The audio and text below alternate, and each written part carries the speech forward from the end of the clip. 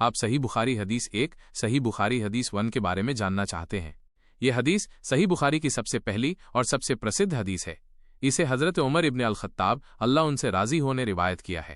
اس حدیث میں پیغمبر محمد صلی اللہ علیہ وسلم نے فرمایا، عملوں کا دارومدار نیتوں پر ہے اور ہر شخص کو وہی ملے گا جو اس نے ارادہ کیا۔ تو جس شخص کی ہجرت پلائن اللہ اور اس کے رسول کے لیے ہو تو اس کی ہجرت اللہ اور اس کے رسول کے لیے ہے، اور جس کی ہجرت کسی دنیاوی فائدے کو پانے کے لیے ہو یا کسی عورت سے نکاح کرنے کے لیے ہو تو اس کی ہجرت اسی کے لیے ہے جس کے لیے اس نے ہجرت کی۔ یہ حدیث اسلام کے ایک بہت ہی مہتوپورن سدھانت کو بتاتی ہے کہ کسی بھی کاریہ کی سویکارتا اور اس کا پھل ارادے نیت پر نربھر کرتا ہے۔ اللہ کے نزدیک صرف وہی کام قیمتی ہے جو سچی اور نیک نیت سے کیا گیا ہو۔ حدیث نمبر 2 صحیح بخاری کی دوسری حدیث کتاب بدء الوحی وحی کے آغاز کا باب میں موجود ہے، اور یہ ام المؤمنین حضرت عائشہ رضی اللہ عنہا سے مروی ہے۔ اس حدیث میں نبی اکرم صلی اللہ علیہ وآلہ وسلم پر وحی نازل ہونے کے مختلف طریقوں کا ذکر ہے۔ حدیث کا ترجمہ۔ حضرت عائشہ رضی اللہ عنہا فرماتی ہیں کہ حارث بن حشام رضی اللہ عنہ نے رسول اللہ صلی اللہ علیہ وآلہ وسلم سے دریافت کیا، یا رسول اللہ، آپ پر وحی کس طرح نازل ہوتی ہے؟ آپ صلی اللہ علیہ وآلہ وسلم نے فرمایا، کبھی تو گھنٹی کی آواز کی طرح آتی ہے، اور یہ طریقہ مجھ پر سب سے زیادہ سخت ہوتا ہے۔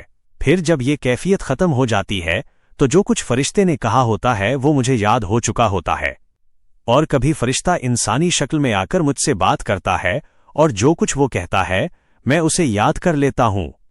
حضرت عائشہ رضی اللہ عنہا نے مزید فرمایا، میں نے نبی صلی اللہ علیہ وآلہ وسلم کو سخت سردی کے دن وحی نازل ہوتے دیکھا ہے، اور جب وحی کا سلسلہ ختم ہوتا تو آپ کی پیشانی سے پسینہ بہہ رہا ہوتا تھا۔ اس حدیث کا مفہوم۔ اس حدیث میں وحی کے نزول کے 2 بنیادی طریقوں کا ذکر کیا گیا ہے۔ 1 گھنٹی کی آواز جیسا طریقہ، یہ سب سے مشکل اور شدید طریقہ تھا۔ اس کیفیت کی شدت کا اندازہ اس بات سے لگایا جا سکتا ہے کہ شدید سردی کے موسم میں بھی نبی اکرم صلی اللہ علیہ وآلہ وسلم کو پسینہ آ جاتا تھا۔ 2 انسانی شکل میں فرشتہ کا آنا، یہ طریقہ نسبتاً آسان تھا۔ اس میں فرشتہ جبرائیل علیہ السلام ایک انسان کی صورت میں تشریف لاتے اور نبی صلی اللہ علیہ وآلہ وسلم سے براہ راست بات کرتے تھے۔ یہ حدیث ہمیں اس عظیم اور پرو اسرار عمل کی جھلک دکھاتی ہے کہ کس طرح اللہ تعالی کا کلام نبی صلی اللہ علیہ وآلہ وسلم تک پہنچتا۔ صحیح بخاری حدیث نمبر 3 اردو۔ صحیح بخاری کی تیسری حدیث کا مفہوم کچھ اس طرح ہے۔ ام المؤمنین حضرت عائشہ رضی اللہ عنہا بیان فرماتی ہیں کہ نبی اکرم صلی اللہ علیہ وآلہ وسلم پر وحی کی ابتدا اچھے خوابوں سے ہوئی جو آپ نیند میں دیکھتے تھے۔ آپ جو بھی خواب دیکھتے وہ صبح کی روشنی کی طرح سچ ثابت ہوتا۔ اس کے بعد آپ تنہائی پسند کرنے لگے اور غار حرا میں چلے جاتے۔ وہاں آپ کئی راتیں اللہ کی عبادت کرتے اور زاد راہ لے جاتے تھے۔ جب زاد راہ ختم ہو جاتا تو واپس حضرت خاد یہ جیم ہے کے پاس آ جاتے اور وہ آپ کے لیے دوبارہ زاد راہ تیار کر دیتیں۔ یہ سلسلہ اس وقت تک جاری رہا جب تک کہ آپ پر حق یعنی وحی نازل نہیں ہوا۔ وضاحت۔ ہمیں نبی اکرم صلی اللہ علیہ وآلہ وسلم کی نبوت کے آغاز کے بارے میں بتاتی ہے۔ اس میں وحی کے نزول کے پہلے مراحل کو بیان کیا گیا ہے جو کہ اچھے اور سچے خوابوں سے شروع ہوئے۔ اس کے بعد آپے کی طبیعت میں تنہائی پسندی پیدا ہوئی جو آپے کو غار حرا میں لے گئی۔ یہ وحی کے نزول کے لیے ایک ذہنی اور روحانی تیاری کا عمل تھا۔ غار حرا میں ہی حضرت جبرائیل علیہ السلام پہلی وحی لے کر آئے، جس کے بعد نبوت کا سلسلہ باقاعدہ شروع ہوا۔ یہ حدیث ہمیں وحی کے نزول کی اہم تفصیلات اور نبوت کے آغاز کے ابتدائی لمحات کو سمجھنے میں مدد دیتی ہے۔ صحیح بخاری کی چوتھی حدیث باب کتاب بدء الوحی وحی کے آغاز کا بیان میں موجود ہے اور اس کا تعلق وحی کے نزول کے وقفے سے ہے۔ حدیث کا متن اردو ترجمہ۔ حضرت جابر بن عبداللہ انصاری رضی اللہ عنہ سے روایت ہے کہ انہوں نے وحی کے رک جانے کے وقفے کے متعلق بیان کرتے ہوئے کہا، نبی صلی اللہ علیہ وآلہ وسلم نے فرمایا، میں چل رہا تھا کہ اچانک میں نے آسمان سے ایک آواز سنی۔ میں نے اپنی نظر اوپر اٹھائی تو وہی فرشتہ دیکھا جو میرے پاس غار حرا میں آیا تھا۔ وہ آسمان اور زمین کے درمیان ایک کرسی پر بیٹھا تھا۔ میں اس سے ڈر گیا اور گھر واپس آیا اور کہا، مجھے کمبل میں لپیٹ دو، مجھے کمبل میں لپیٹ دو۔ پھر اللہ تعالیٰ نے یہ آیات نازل فرمائے، اے اوڑھنے والے، اٹھو اور خبردار کرو اور اپنے رب کی بڑائی بیان کرو اور اپنے کپڑوں کو پاک رکھو اور بتوں سے کنارہ کشی اختیار کرو۔ سورۃ المدثر 1-5۔ اس کے بعد وحی کا سلسلہ تیزی اور کثرت سے جاری ہو گیا۔ حدیث کی وضاحت۔ یہ حدیث وحی کے پہلے دور کے بعد پیش آنے والے ایک مختصر وقفے فطرت الوحی کا بیان کرتی ہے۔ اس وقفے کے بعد جب دوبارہ وحی کا آغاز ہوا تو اس کی کیفیت اور بھی زیادہ مضبوط اور تواتر کے ساتھ تھی۔ اس سے یہ بھی معلوم ہوتا ہے کہ نبی صلی اللہ علیہ وآلہ وسلم پر وحی کا نزول بہت شدید اور بوجھل عمل ہوتا تھا، جس کی وجہ سے آپ صلی اللہ علیہ وآلہ وسلم پر کپڑا اوڑھنے کی کیفیت طاری ہو جاتی تھی۔ یہاں صحیح بخاری کی 5ویں حدیث کا متن اور ترجمہ پیش کیا جا رہا ہے۔ حدیث کا متن۔ موسیز بن اسماعیل نے ہم سے حدیث بیان کی، ان کو ابو عوانہ نے خبر دی، ان سے موسیز ابن ابی عائشہ نے بیان کی، ان سے سعید بن جبیر نے، انہوں نے ابن عباس رضی اللہ عنہما سے اللہ تعالیٰ کے اس فرمان کے بارے میں نقل کیا کہ اے محمد، جلدی سے وحی کو حاصل کرنے کے لیے اپنی زبان نہ ہلائیں۔ سورۃ القیامہ 16۔ اس پر حضرت ابن عباس رضی اللہ عنہما نے فرمایا کہ رسول اللہ صلی اللہ علیہ وسلم وحی کی سختی کو برداشت کرتے تھے، اور جب وحی آتی تھی تو آپ صلی اللہ علیہ وسلم اپنے ہونٹوں کو تیزی سے ہلاتے تھے۔ اس کے بعد ابن عباس رضی اللہ عنہما نے خود اپنے ہونٹوں کو ہلا کر دکھایا اور فرمایا کہ میں بھی اسی طرح ہونٹ ہلاتا ہوں جس طرح اللہ کے رسول صلی اللہ علیہ وسلم ہلاتے تھے۔ پھر سعید بن جبیر نے اپنے ہونٹ ہلائے اور فرمایا کہ میں بھی اسی طرح ہلاتا ہوں جس طرح میں نے ابن عباس رضی اللہ عنہما کو ہلایا تھا۔ پھر اللہ تعالیٰ نے یہ آیات نازل کیں، اے محمد، وحی کو جلدی سے حاصل کرنے کے لیے اپنی زبان نہ ہلائیں، اس کا جمع کرنا اور پڑھانا ہمارے ذمے ہے۔ سورۃ القیامہ 16-17۔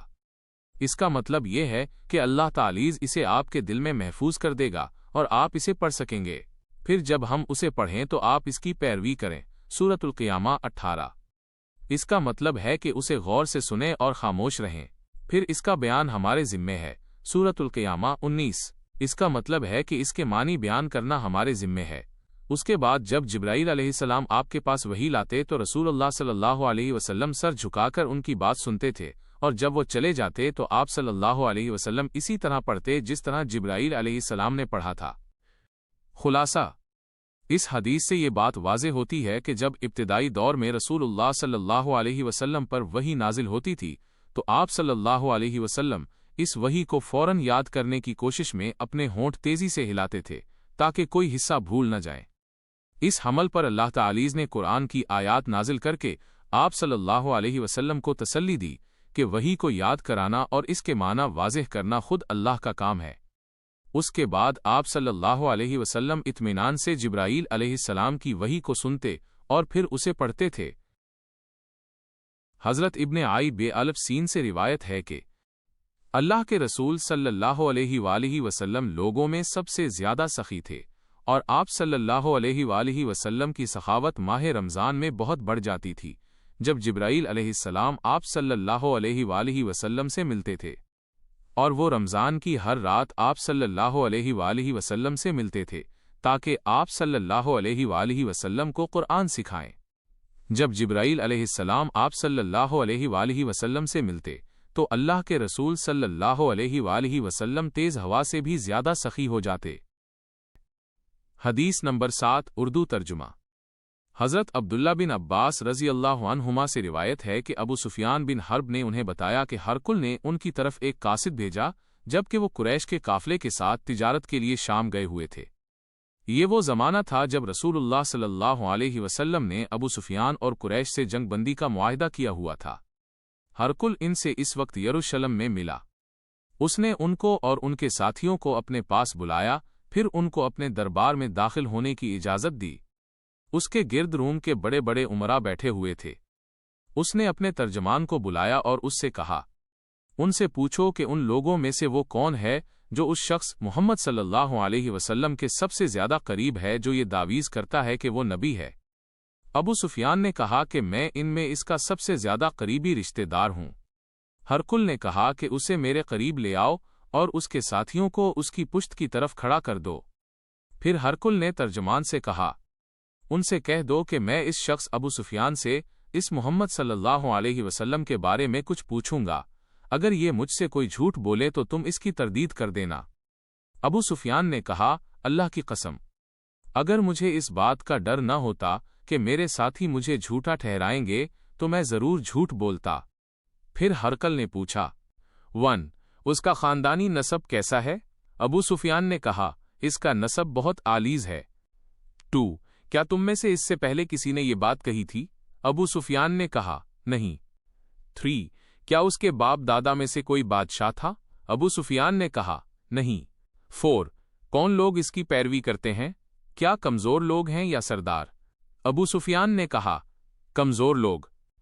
5 کیا ان کی تعداد بڑھ رہی ہے یا کم ہو رہی ہے؟ ابو سفیان نے کہا، بڑھ رہی ہے۔ 6 کیا ان میں سے کوئی اس کے دین سے ناراض ہو کر مرتد ہوتا ہے؟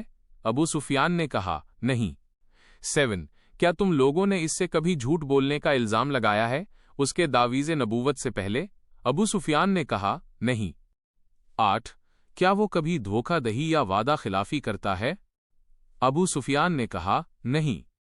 یہ بات اس وقت تک کی تھی، پھر معاہدے کے دوران ابو سفیان نے ذکر کیا کہ وہ اس کے بارے میں سوچ رہا تھا، لیکن وہ اس کے بعد کسی ایسی بات کو چھپا نہ سکا جس میں اس نے دھوکہ دیا ہو۔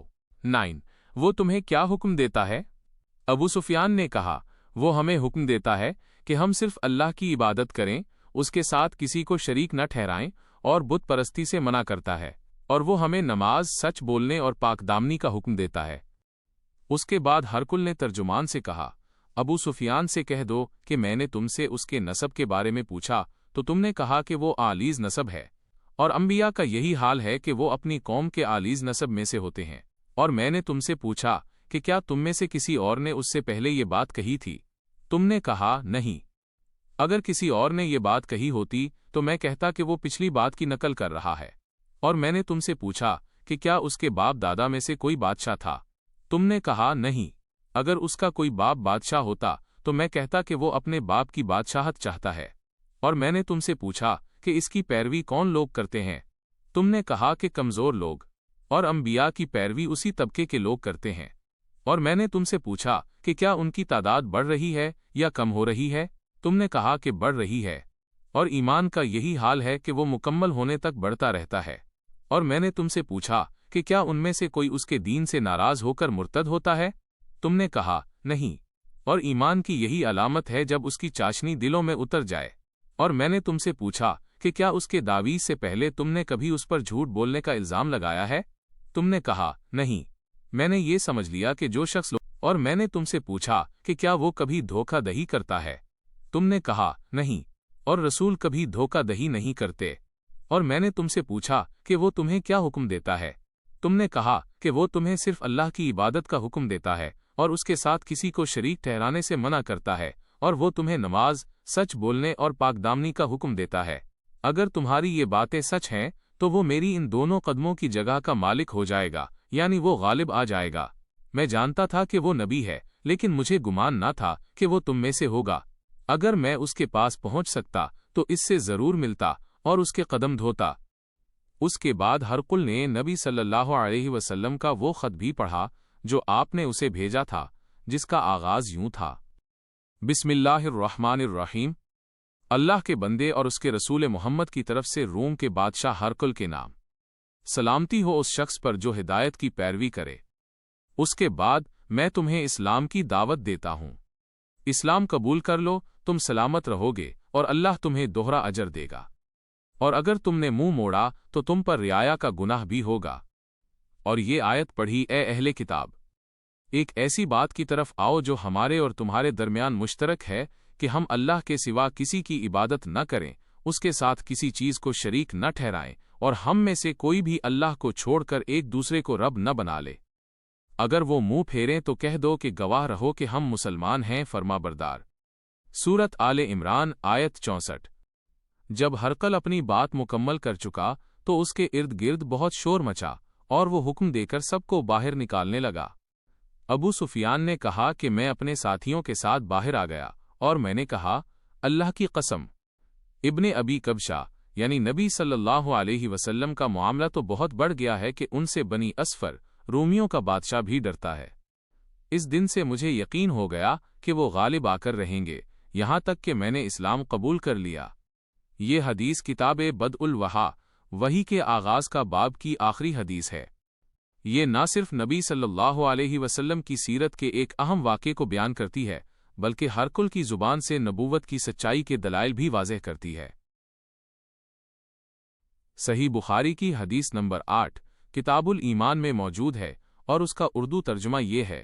حدیث حضرت عبداللہ بن عمر رضی اللہ عنہما سے روایت ہے کہ رسول اللہ صلی اللہ علیہ وسلم نے فرمایا، اسلام کی بنیاد 5 چیزوں پر ہے۔ 1 اس بات کی گواہی دینا کہ اللہ کے سوا کوئی معبود نہیں، اور یہ کہ محمد صلی اللہ علیہ وسلم اللہ کے سچے رسول ہیں۔ 2 نماز قائم کرنا۔ 3 زکوٰۃ ادا کرنا۔ 4 حج کرنا۔ 5 رمضان کے روزے رکھنا۔ یہ حدیث اسلامی عقائد اور اعمال کی بنیادی حیثیت رکھتی ہے اور اس میں دین کے 5 اہم ستونوں کا ذکر کیا گیا ہے۔ اردو ترجمہ ابو ہریرہ رضی اللہ عنہ سے روایت ہے کہ نبی اکرم صلی اللہ علیہ وآلہ وسلم نے فرمایا، ایمان کی 70 سے کچھ زیادہ یا 60 سے کچھ زیادہ شاخیں ہیں، ان میں سب سے افضل لا الہ الا اللہ کہنا ہے، اور سب سے کمتر کسی تکلیف دہ چیز کو راستے سے ہٹا دینا ہے، اور حیا بھی ایمان کی ایک شاخ ہے۔ یہ ہے صحیح بخاری کی حدیث نمبر 10 کتاب ایمان کا اردو ترجمہ، جو حضرت عبداللہ بن عمر رضی اللہ عنہ سے روایت ہے۔ حدیث رسول اللہ صلی اللہ علیہ وسلم نے فرمایا، مسلمان وہ ہے جس کی زبان اور ہاتھ سے دوسرے مسلمان محفوظ رہیں، اور مہاجر وہ ہے جو ان کاموں کو چھوڑ دے جن سے اللہ نے منع فرمایا ہے۔ طریق حدیث ہم سے آدم بن ابی ایاس نے روایت کی، انہوں نے شعبہ نے عبداللہ بن ابی الصفر و اسماعیل سے، وہ دونوں شعبی سے، انہوں نے عبداللہ بن عمر بن عاص رضی اللہ عنہ سے، وہ نبی صلی اللہ علیہ وسلم سے روایت کی۔ مختصر تشریح، یہ حدیث اسلام اور ہجرت کی جامع اور گہری تعریف بیان کرتی ہے۔ مسلمان کی پہچان، ایک سچا مسلمان وہ ہے جو اپنی زبان اور ہاتھ سے کسی دوسرے مسلمان کو تکلیف نہ پہنچائے۔ اس کا مطلب ہے کہ وہ نہ کسی کی غیبت کرے، نہ جھگڑا کرے، اور نہ ہی چوری یا ظلم جیسی کسی بھی حرکت سے کسی کو نقصان پہنچائے۔ مہاجر کی حقیقت، حقیقی مہاجر وہ نہیں جو صرف ایک جگہ سے دوسری جگہ ہجرت کرے، بلکہ وہ ہے جو اللہ کی نافرمانی والے کاموں کو مکمل طور پر چھوڑ دے۔ یہ ہجرت جسمانی نہیں بلکہ روحانی ہے، یعنی گناہوں کو ترک کر کے اللہ کی اطاعت کی طرف لوٹنا۔